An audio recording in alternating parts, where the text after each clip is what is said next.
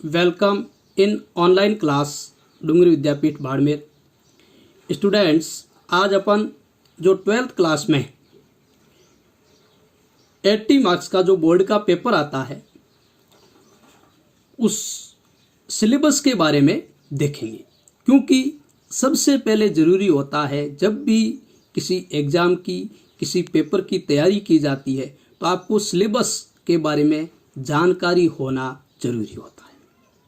तो अपन आज जो इंग्लिश का जो पेपर आता है उसके मार्क्स का क्या वेटेज रहता है, कौन कौन से टॉपिक्स से कितने मार्क्स के जो मैटर पूछा जाता है उसके बारे में देखेंगे। तो स्टूडेंट्स देखिए, क्लास 12th में बोर्ड पेपर में 80 मार्क्स के क्वेश्चन पूछे जाते हैं। वो 80 मार्क्स के पेपर क्वेश्चन कहाँ से पूछे जाते हैं, तो देखिए स्टूडेंट्स, 40 मार्क्स की जो है अपने वो 40 मार्क्स की बुक्स के बारे में पूछा जाता है। जो अपने बुक्स है दो, कौन सी स्टूडेंट्स, रेम्बो और पैनोरमा। रेम्बो और पैनोरमा जो आपकी बुक्स है वो कितने मार्क्स की स्टूडेंट्स, 40 मार्क्स की है। ठीक है, अब इसमें प्रत्येक जो बुक्स है इसका अलग अलग भागों में डिवाइडेशन किया गया है। जैसे आपकी जो रेम्बो बुक्स है ये 25 मार्क्स की है। ठीक है, और इस रेम्बो बुक्स में क्या है, पोएम्स है जो 10 मार्क्स की है। स्टूडेंट्स अपने पोएम को अच्छी तरीके से पढ़ा, अपनी पोएम का पोर्शन पूरा हुआ। उसमें जो 10 मार्क्स की पूछी जाती है स्टूडेंट्स, उसमें 4 मार्क्स का एक स्टैंजा पूछा जाता है। कितने मार्क्स का स्टूडेंट्स, 4 मार्क्स का स्टैंजा पूछा जाता है और 6 मार्क्स के आपको क्या पूछे जाते हैं, क्वेश्चन आंसर पूछे जाते हैं। तो रेम्बो 25 मार्क्स की है, 25 नंबर की है, और पोएम है 10 नंबर की। और इसमें जो चैप्टर पूछे जाते हैं वो चैप्टर रेम्बो में से जो चैप्टर है, लेसन है, वो 15 मार्क्स के। तो टोटल 10 और 15 मिलाकर के कितने हो गए, 25 मार्क्स के आपको जो है रेम्बो बुक्स में से क्वेश्चन आंसर पूछे जाएंगे। नेक्स्ट जो आपकी दूसरी सप्लीमेंट्री बुक है जिसको रैपिड रीडर कहते थे, उसका नाम पैनोरमा है। ये 15 मार्क्स की है स्टूडेंट्स। अब अपन आगे बात करेंगे, जो 80 मार्क्स का पेपर होता है इसमें 40 मार्क्स की तो क्या आती है, बुक्स आती है, और 40 मार्क्स की आपके क्या आती है, राइटिंग स्किल आती है, लेखन कौशल आता है। और इसमें रीडिंग स्किल भी आता है, लेखन कौशल और पठन कौशल। इसके बारे में अपन देखेंगे कि लेखन कौशल क्या होता है, पठन कौशल क्या होता है, यानी राइटिंग और रीडिंग स्किल। ये कितने मार्क्स की आती है स्टूडेंट्स, 40 मार्क्स की आती है।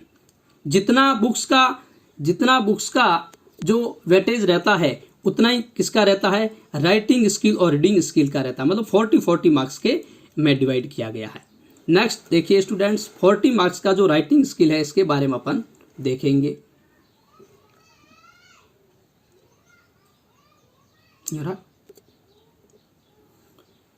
हाँ देखिए स्टूडेंट्स, राइटिंग स्किल 25 मार्क्स की आती है और रीडिंग स्किल कितनी आती है, ये 15 की। तो टोटल कितने हो गए स्टूडेंट्स, कितने हो गए, 40। यानी लेखन कौशल राइटिंग स्किल 25 के और रीडिंग स्किल 15 की।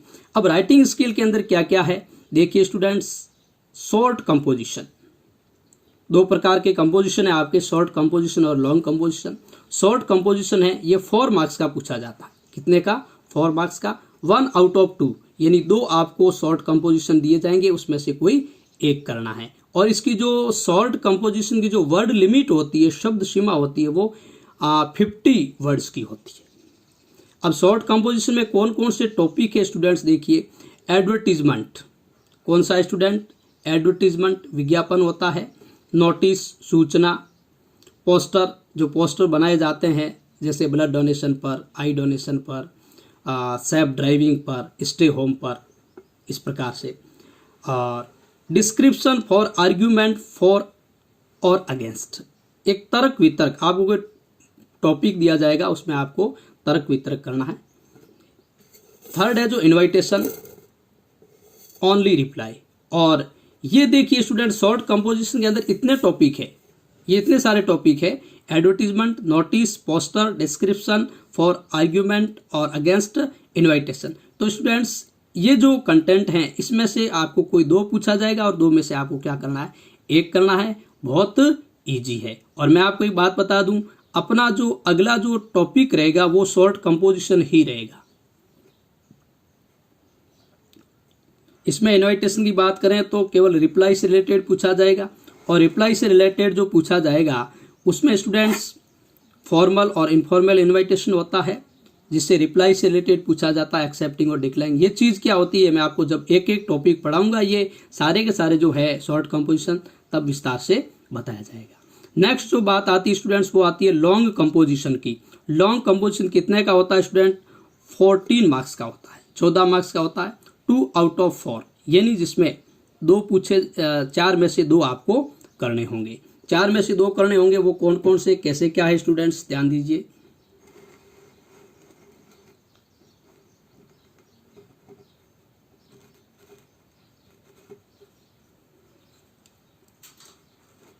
देखिए स्टूडेंट्स, लॉन्ग कंपोजिशन ये 14 मार्क्स का होता है। 2 आउट ऑफ 4 एंड 4 में से आपको कितने करने हैं? 2 करने हैं। इसमें report, article, factual description, speech, ये 4 होते हैं। रिपोर्ट और आर्टिकल्स ये आपको चॉइस पे दिए जाते हैं, जिसमें कोई आपको एक करना होता है। फैक्चुअल डिस्क्रिप्शन और स्पीच ये भी आपको चॉइस में दिए जाते हैं, जिसमें कोई एक करना है। नेक्स्ट, लेटर राइटिंग स्किल यानी पत्र लेखन, ये 7 मार्क्स का आता है और 7 मार्क्स का है। इसमें लेटर में कौन कौन से लेटर पढ़ेंगे स्टूडेंट? बिजनेस लेटर यानी व्यावसायिक पत्र या व्यापारिक पत्र।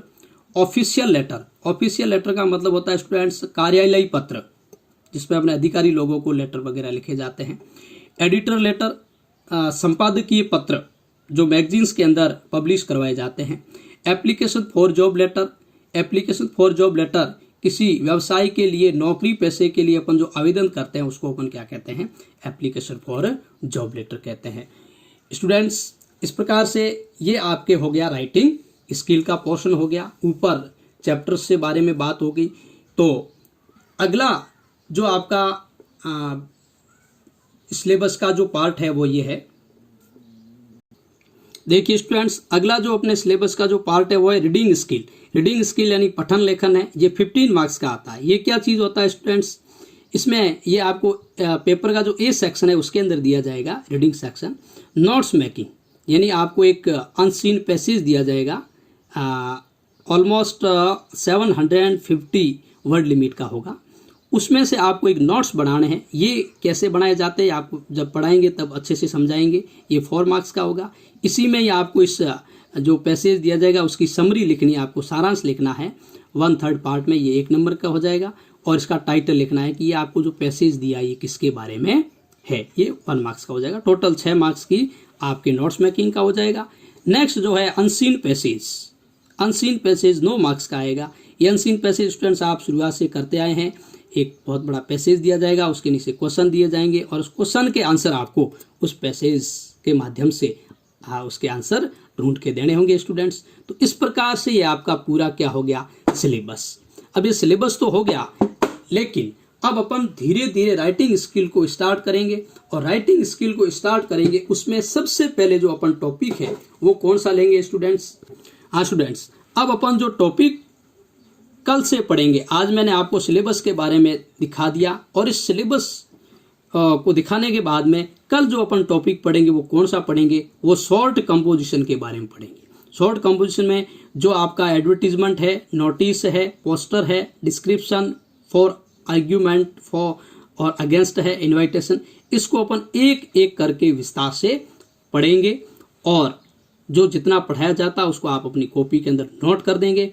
तो स्टूडेंट्स, आज अपन ने जो सिलेबस के बारे में पढ़ा है, इस वीडियो को आप 3-4 बार देखेंगे ताकि आपके दिमाग के अंदर जो इंग्लिश के अंदर टॉपिक पूछे जाते हैं वो बिल्कुल दिमाग के अंदर सेट हो जाएंगे। ये होना जरूरी है। आपको मैं एक एडवाइस करता हूं कि 12th में ही नहीं, जब भी आप कोई कंपटीशन एग्जाम की तैयारी करते हो उसमें भी सबसे पहले आपको जिस एग्जाम्स की आप तैयारी कर रहे हैं उसका सिलेबस आपको कंप्लीटली याद होना चाहिए। किस टॉपिक से कितने मार्क्स के क्या पूछे जाएंगे अपने 12th में तो फिक्स है। तो ये चीज़ आप विशेष तौर से ध्यान रखेंगे स्टूडेंट्स।